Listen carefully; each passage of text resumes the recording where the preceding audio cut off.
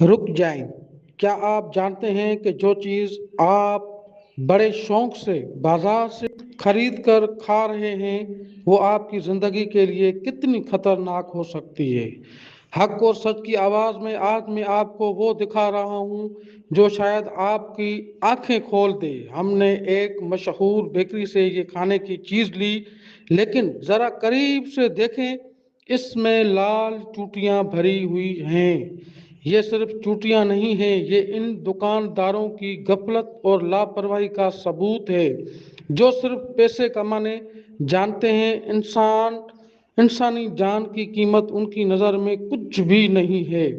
میرے بھائیوں اور بہنوں، ہم اپنے بچوں کو ایسی چیز کھلاتے ہیں یہ سوچ کر کہ یہ تازہ اور صاف ہوگی، مگر بدقسمتی سے کچھ لوگ چند روپیوں کے بدلے ہماری صحت سے کھیل رہے ہیں۔ صفائی نصف ایمان ہے، مگر کیا ان دکانداروں کے پاس ایمان نام کی کوئی چیز بچی ہے؟